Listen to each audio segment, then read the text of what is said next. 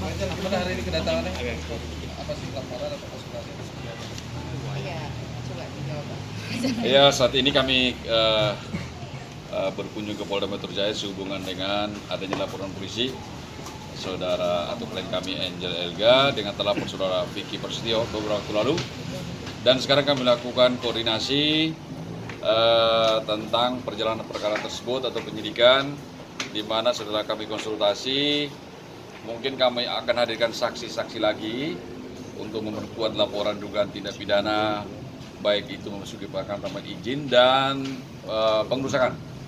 Karena ada beberapa cerita dan beberapa kronologis perkara yang tidak diungkapkan dalam penyidikan ini, kami akan hadirkan saksi lain dan saksi ahli lagi untuk menyempurnakan laporan polisi ini.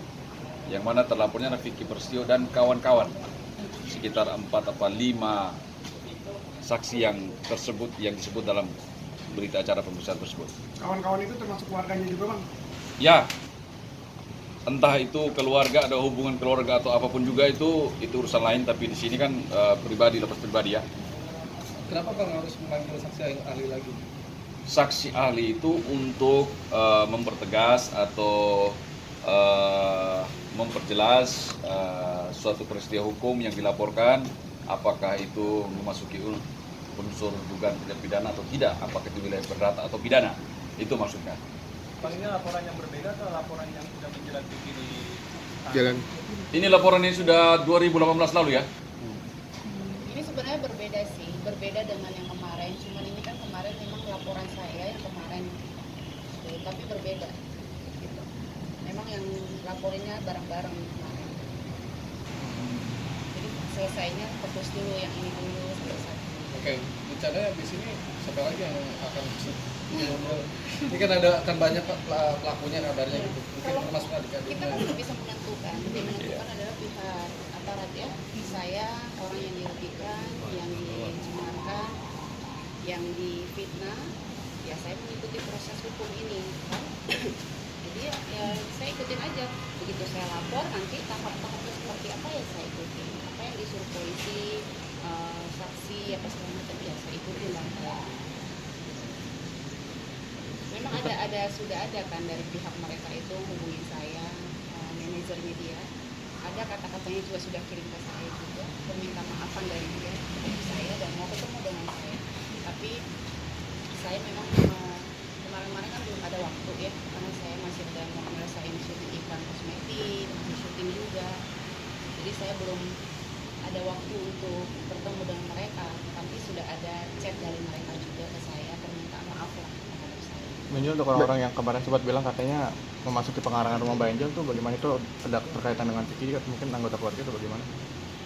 Ya pastinya kan dengan membuat owner di rumah saya, masuk tanpa izin dan segala macam, ya menurut kalian gimana? Mbak Angel, tapi Kalian bisa jawab. kemarin pihak sana membantah adanya yang masuk ke rumah itu. Ya sekarang gini, mereka punya hak untuk membantah, membela diri. Tapi kenyataannya kalian sudah lihat kan seperti apa, proses hukumnya seperti apa. Itu sudah menjadi jawaban buat saya bahwa kita harus percaya negara kita ini negara hukum, dan kita nggak boleh berbicara sembarangan, bertindak sembarangan. Kalau pihak mereka membela diri, selalu membangun opini, kan memang kelihatan kenapa dia lakukan ini terhadap saya. Kuncinya kan sudah kelihatan sebenarnya dari awal. Kenapa dia menjebak saya, mendorong saya, memfitnah saya? Yang dia bangun kan opini, seolah-olah saya ini istri begini, begitu. Itu tujuan awalnya dia. Jadi pada saat sekarang pun, setelah polisi sudah menentukan ini orang bersalah nih, tersangka nih, dia akan terus menciptakan opini. Pengacaranya berbicara opini terus yang dia kirim. Tapi ingat, kalian coba perhatikan ya, kalian sebagai awak media nih semuanya, coba perhatikan, pernah nggak sih satu kali pengacaranya dia jujur mengatakan bahwa hasil visum saya, ya coba deh tanya dia, komentar nggak dia masalah hasil visum saya? Ya, setelah saya sudah menjelaskan kronologi bagaimana saya ada di dalam kamar, oke, itu hak siapapun percaya atau tidak itu terserah, karena yang dibangun opini seperti itu. bisa berteriak, harus percaya saya enggak. Maka dari itu saya menempuh jalur hukum. Karena kalau saya berbicara, pasti kan namanya orang hidup ya, ada yang suka, ada yang nggak suka, itu biasa. Dan saya tidak mau pusingin dengan komentar orang lain, karena itu saya masuk karena hukum. Biar diselesaikan. Tetapi kalian coba perhatikan, yang dia bangun terus pengacaranya adalah opini terus seolah saya begini, tapi pengacara ini kan dia nggak mau jujur dengan dirinya sendiri nih, bahwa Angel Elga sudah diberikan SP3, bahwa Angel Elga ini sudah divisum, dan hasil visumnya negatif, dan itu bukan dari saya, dari kedokteran dan polisi. Pernah nggak sih dia ngebahas itu? Itu loh kuncinya. Kunci itu dulu deh. Jadi poinnya tuh sebenarnya udah dapat ya. Saya cerita kronologi, tapi kronologi ini kan karena waktu itu kalian masuk ke kamar saya, menurut rumah saya, itu saya tidak ada di dalam. Tapi kronologi bagaimana dongkrak seperti apa kan tidak disebutkan. Tapi ini sudah selesai nih, tahap itu sudah selesai nih. Akhirnya mereka ketahuan nih di depan saya. Nah, saya minta tolong, gitu. Dia bicaralah apa adanya. Kayak kemarin saya lihat lagi di YouTube berita kan, dia mengatakan dia ini sengaja mau adu domba saya dengan media, dengan aparat, ya. Dia seolah-olah bilangnya media harus disalahkan, media harus dilapor. Jujur, saya katakan saya orangnya, saya memang nggak ngerti hukum, tapi saya tidak mau mengkambing hitamkan orang lain. Ya dong, kalian ini kan yang masuk ke rumah saya tidak tahu permasalahannya apa. Misalnya kalian itu undang, ayo kita bertamu ke rumah orang ini. Pikirannya kan, oh ya udah, bertamu baik-baik. Tapi setelah sampai di sana, tiba-tiba dia membakar rumah saya atau dia mendobrak itu rumah saya, kan kalian tidak tahu. Berarti bukan kalian yang harus saya salahkan, kan? Iya. Nah, tapi kan dia sengaja mau adu domba saya.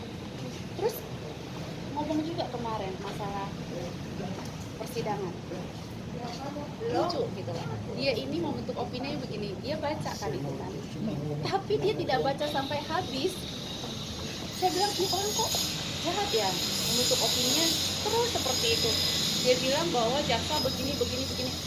Ini dia sengaja, dia mau adu domba saya dengan aparat, dengan media. Tapi jujur saja, saya ini udah menunggu 2 tahun keadilan ini.